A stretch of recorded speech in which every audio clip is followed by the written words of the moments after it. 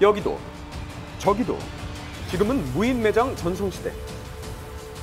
여기 만남의 광장이에요. 이제 자기네 약간 아지트인 것처럼 심리가 이해가 안 됐어요. 왜 그러지? 청소년들의 신종 패션 현장이 된 무인 점포 1m 밀착 르포에서 취재했습니다.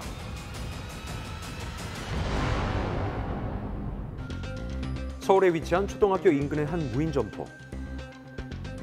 먹을거리와 문구류를 판매하는 곳인데요. 이곳의 점주는 최근 CCTV 영상을 확인한 뒤 큰 충격을 받았다고요. CCTV를 돌려봤는데 학생이 아침에 와서 모조리 쓸어가는 모습이 담겨서 좀 충격도 받았고, 한 아이가 다급히 가게 안으로 들어오더니 한치의 망설임도 없이 진열대에 있는 물건들을 몽땅 책가방 안에 넣었습니다. 그러고 나서 아무렇지도 않게 가방을 챙겨서 그대로 자리를 떴다고요. 요즘 애들 가지고 노는 카드 게임인데 유명 게임의 카드 세트를 무려 20개 이상 가져갔다고 합니다. 네, 다 가져가고 모자라서 또 가지러 왔더라고요. 실시간으로 확인을 했는데 방송을 순간적으로 못했어요. 아직도 떨리더라고요. 그 다음 날 또다시 가게를 찾은 아이. 자신을 찍고 있는 감시 카메라를 분명 보았음에도 불구하고 전날과 다름없이 자신의 책가방에 태연하게 게임 카드를 담죠. 아주 충격적인데요. 신경을 쓰지 않은 건가요? 하지만 이런 절도 사건이 처음 있는 일은 아니었죠. 힘들었던 시기에 이제 한번 키오스크를 부시고 뜯어서 그 안에 있던 현금 100만 원어치를 좀 가져가서 밤새 잠을 못 잤습니다. 정말. 2년 전 한 10대 남학생이 드라이버를 이용해서 키오스크를 파손한 후 현금 100만 원을 훔쳐서 그대로 달아났다는 겁니다. 신고 후 판결이 날 때까지 1년이라는 긴 시간이 걸렸는데요.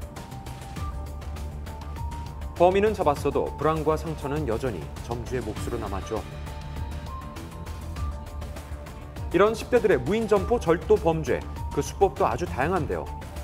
누군가는 벽돌을 들고 찾는가 하면 쇠지렛대로 능숙하게 계산대의 문을 열어서 현금을 다 털어간 사건도 있었죠.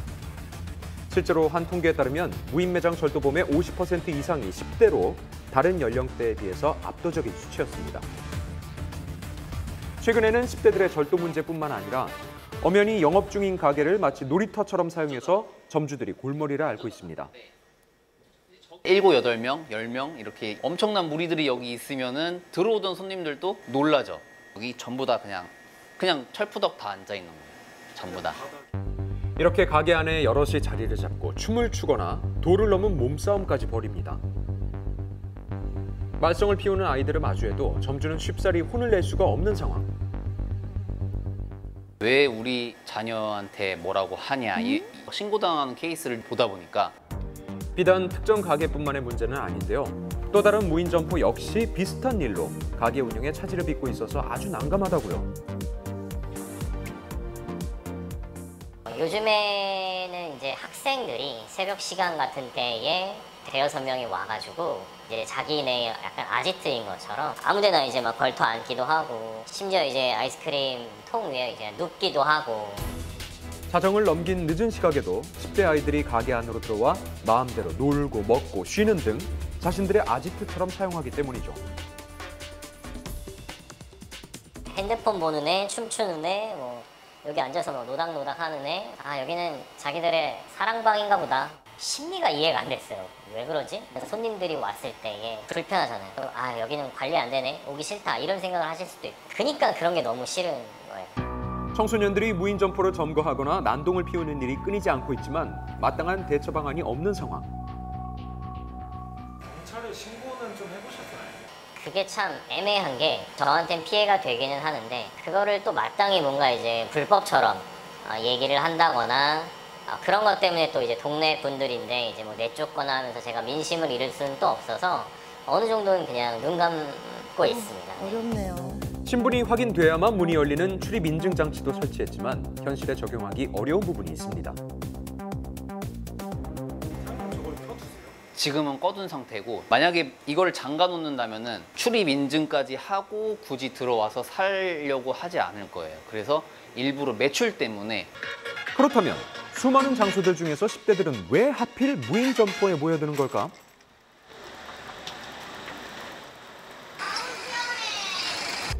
그 이유를 직접 들어보기로 했습니다. 가게에 들어서자 어김없이 구석에 자리를 잡은 채 모여있는 아이들이 눈에 띄죠. 뭐라는 거죠? 여기 뭐 얼마나 자주 와요? 한 2번. 자주 요즘 뭐 오는 PC방도 있고 많은데 여기 오는 이유가 있어요? 돈이 없어서요. 여기는 사람이 없어서 나가라고 말을 안 해요. 불편을 겪는 건 점주들뿐만이 아닙니다.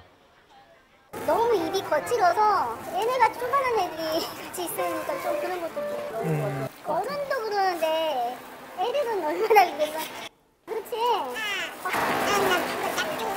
중간중간 선들 여기 있으면 좀 혐오스러운 행동을 그 남자 여자 학생 놓고 막 안고 있더라고요. 사람들이 없는 틈을 타서 돈 없는 애정 행각을 펼치기도 하고요.